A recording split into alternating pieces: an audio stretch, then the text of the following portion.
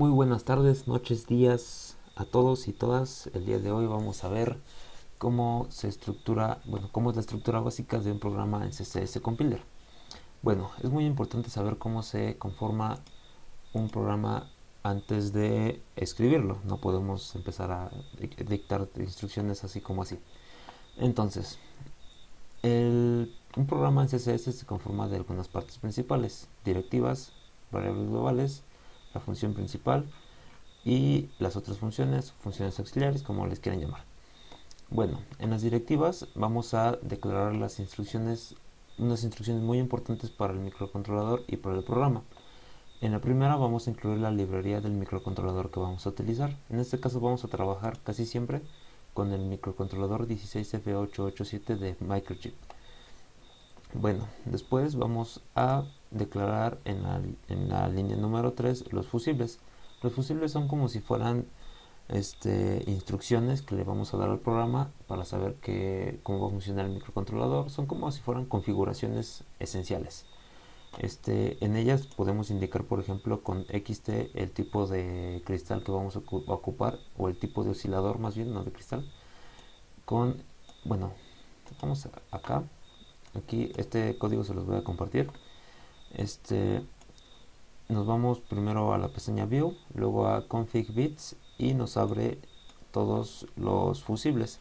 En este caso elegimos el microcontrolador que vamos a utilizar, el PIC 16F887. Aquí tenemos todos los fusibles que están disponibles en CSS para este microcontrolador. En este caso tenemos, por ejemplo, el fusible XT, significa que vamos a ocupar un cristal oscilador. El fusible No Protect está un poco más acá abajo. Dice que no vamos a proteger el código para lectura. Si le pusiéramos Protect, el código está protegido para lectura, es decir, desde el programador del microcontrolador no podemos leer el programa que lleva adentro. Eso nos permitiría, por ejemplo, que no nos robe, que si alguien, si vendemos nuestro proyecto, si el que nos compra el proyecto sabe de microcontroladores, no puede robarte el código que estás ocupando en el microcontrolador, y eso pues te protege de que te vayan a piratear tus proyectos, por así decirlo. Después tenemos el fusible MCLR, que es el Master Clear. Con esta función activamos el Master Clear, es ya el pin de reset. Bueno, algo importante a mencionar aquí es que todos los fusibles que no se incluyan en esta línea, el programa los va a dejar en su valor por default, que el valor por default viene en la hoja de datos del microcontrolador. Bueno, en la siguiente línea, en la línea número 4, indicamos el tipo de oscilador que vamos a utilizar. En este caso, bueno, el tipo de oscilador está aquí, y aquí vamos a indicar también un poco del tipo de oscilador, porque tenemos distintos tipos de osciladores: el oscilador de resistencia capacitor, el de cristal o el interno. Eso lo vamos a ver un poco más adelante. En este caso tenemos que vamos a ocupar el reloj interno que tiene el microcontrolador 16F887 a una frecuencia de trabajo de 4 MHz. Después tenemos que indicarle al programa, en estas dos líneas, la 5 y la 6, tenemos que indicarle las direcciones de la memoria RAM en donde están los puertos. En este caso nos vamos a la hoja de datos del microcontrolador, en la página 23. Aquí está, página 23. Aquí tenemos las direcciones de memoria de los puertos. Tenemos puerto A, puerto B, puerto C. Puerto A está en la dirección 5, puerto B en la dirección 6. Entonces, aquí le indicamos al microcontrolador, al programa, en donde están los puertos: puerto A, puerto B, dirección 5, 6. Más tarde podemos definir un nombre para los pines de entrada y salida de nuestro microcontrolador. En este caso, por ejemplo, el PIC 16F887 tiene 40 pines. Entonces, si vamos a ocupar todos estos pines, son 35 pines de entrada y salida. Si los vamos a ocupar todos, pues se nos va a olvidar, por ejemplo, que en el pin RE5 tenemos la variable peso, por ejemplo, o que en el RB3 tenemos tal variable. Entonces, para más rápido o para más fácil, les damos un nombre a esos pines. En este caso el pin 0 del puerto A se va a llamar entrada. En este otro caso, el pin 5 del puerto B se va a llamar salida. El nombre de la variable se lo vamos a dar nosotros, lo que queramos. Bueno, ahora tenemos las variables globales. Las variables globales, si es que ya sabes programar en C, son las variables que puedes utilizar en todas las funciones. Una función, por ejemplo, es la void main. Otra función que tenemos por acá abajo es el void motor. Entonces, estas variables globales las podemos utilizar en las dos funciones. Y pues las variables se declaran casi exactamente igual que en lenguaje C. Tenemos el tipo de dato que vamos a utilizar, el nombre de la variable y el valor inicial que le vamos a dar. Esta también podríamos declararla solamente como contador y más abajo en el programa le damos un valor. En este caso lo vamos a dejar igual a 0. Después tenemos la función principal. La función principal es la que se va a ejecutar de cajón. Por ejemplo, tenemos por acá un ejemplo de un display 7 segmentos, que es una práctica de la escuela. Tenemos void main, declaramos cómo vamos a ocupar los puertos como entradas y salidas. Después tenemos todas las instrucciones que se van a repetir. Eso ahorita lo vamos a ver. Entonces, bueno, el void main es el que siempre se va a repetir, el que es la función principal del programa, digamos la mera, por así decirlo, ¿no? Entonces, tenemos que en el void main, como vemos acá, declaramos cómo vamos a utilizar nuestros puertos como entrada salida. Eso lo hacemos con esta instrucción, con set-tris-b. En este caso es b, a o c. Va a ser el nombre del puerto. Aquí podemos poner puerto e, puerto d. Vamos a dejarlo con puerto c. Después, entre los paréntesis, vamos a escribir cómo vamos a utilizar cada pin de nuestro puerto. En este caso lo ponemos en binario. Podemos poner aquí 8 ceros porque el puerto B tiene 8 bits. Ponemos 8 ceros, significa que todos van a estar como salidas. Sí, como salidas. Entonces, si ponemos un pin con esta instrucción en 0, se declara como salida, funciona como salida. Si lo ponemos en 1, funciona como entrada. En este caso podemos indicarlo con varios bases numéricas. Por ejemplo, aquí está en base 2 o base binaria.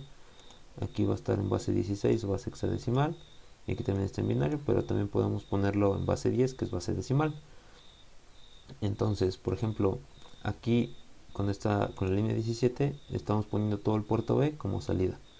En la línea 18 estamos poniendo todo el puerto A como entrada. Y en la línea 19 estamos poniendo todos estos pines, que es el pin 0, 1, 2, 3 del puerto C como salida, el 4, 0, 1, 2, 3, 4 como entrada, 5 como salida, 6 como entrada, 7 como salida.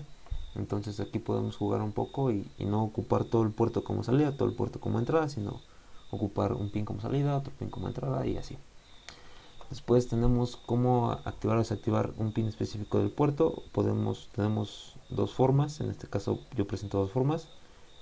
Con la función output-low ponemos la palabra pin, un guión bajo y el nombre del pin, en este caso B0, que nos indica el puerto 0, el puerto B, pin 0.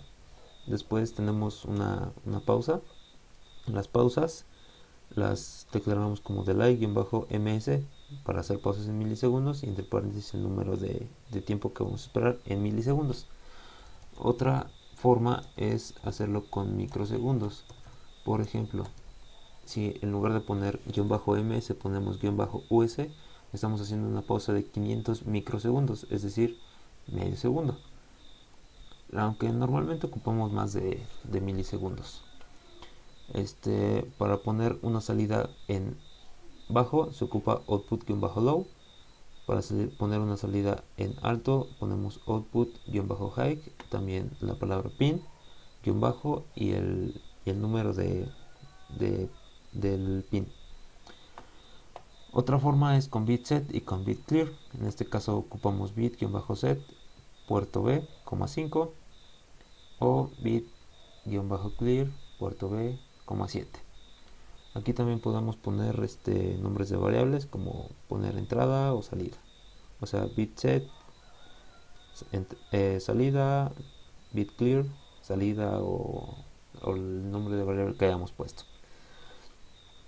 Bueno, ahora vamos a ver cómo poner un valor en todos los pines del puerto o cómo sacar un valor en un puerto. En este caso, si ponemos port B igual a 0xFF, ponemos todo el puerto en alto, todo el puerto en 5 volts. Si ponemos port B 0B, que es en binario, y tenemos todo este numerito de aquí, vamos a poner el pin 0 en bajo, pin 1 en bajo, pin 2 en alto, y así sucesivamente. 1 significa que está en alto o en 5 volts, y 0 significa que está en bajo o en 0 volts. Ahora tenemos cómo invertir el valor de un pin. Ocupamos output-toggle. En este caso, si el pin B1, o sea, puerto B, pin 1, si lo tenemos en alto y le aplicamos output toggle, lo va a pasar abajo. Si está en bajo y aplicamos output toggle, lo va a pasar en alto. Es decir, es como si hiciéramos una negación, simplemente lo invertimos. Ahora, algo muy importante, ¿cómo sabemos si una entrada está activada o desactivada? Como se lo preguntamos al microcontrolador. Una forma para hacerlo es con esta estructura if. En posteriores videos veremos las estructuras de control. Tenemos bit-test, ponemos el puerto y el bit. En este caso, si el pin 3 del puerto A está en alto, ejecutamos esto. Si no, vamos a ejecutar esto otro. Ahora, ¿cómo preguntamos si una entrada está desactivada? O sea, simplemente agregamos un signo de admiración. Lo tenemos aquí. Ese signo de admiración representa una negación, es decir, es como si negáramos esto. Si acá arriba el bit test del pin 3 del puerto A nos da 1, si le ponemos el signo de admiración, ahora nos va a dar 0 porque lo invertimos, lo negamos. Bueno, entre paréntesis podemos poner el puerto, el pin, o simplemente poner una variable. En este caso las variables, como ya vimos, es el nombre de un pin en específico. Las declaramos en las directivas. Bueno, ahora vamos a ver cómo hacer bucles infinitos. Los bucles infinitos sirven para esto. En este caso, tenemos nuestras directivas, le definimos nuestras variables, bla bla bla bla bla bla, esto ya lo sabemos. Tenemos build main, le decimos al micro cómo vamos a ocupar los puertos. Tenemos un bucle infinito y tenemos dentro del bucle infinito todo el programa que se va a estar ejecutando constantemente. Por eso son importantes. Entonces podemos hacer un bucle infinito con while, ponemos la condición true, con do while también ponemos la condición true, o ponemos un for de esta forma. Simplemente ponemos dos puntos y coma dentro de los paréntesis. Bueno, ahora vamos a ver cómo llamar una función. Como una función, como ya lo sabemos en C, podemos poner acá otras instrucciones, podemos poner algoritmos, lo que queramos en esta parte para no hacer tan complicado el código de esta parte. Entonces, para llamar una función simplemente ponemos el nombre de la función, abrimos, cerramos paréntesis y cerramos con un punto y coma. Y acá tenemos nuestra función motor. También la declaramos como si fuera el void main, pero no se va a llamar main, se va a llamar motor o llenado de agua o como quieras. Entonces, aquí dentro de la función motor puedes declarar variables locales. También dentro de la función void main puedes declarar variables locales. Solo hay que tener en cuenta que esas variables locales van a funcionar solamente para la función motor o para la función main o para la función donde las pongas. Y dentro del void motor también puedes poner más instrucciones, las que necesites. Es importante que declares la función void motor en esta parte de aquí, en las variables globales. Pones void, el nombre de tu función, abres y cierras paréntesis, pones punto y coma. Y bueno, con esto daría por terminado el video de hoy. Si te gustó, dale like, suscríbete, como gustes. Este es el primer video de este canal, entonces espero que te haya gustado. Y bueno, estas fueron las cosas que considero importantes que sepas antes de empezar a programar un microcontrolador y antes de que empieces a hacer cualquier otra cosa. Esto es muy importante porque son las bases que te van a ayudar a crear programas mucho más maravillosos. Les mando un saludo y que estén bien.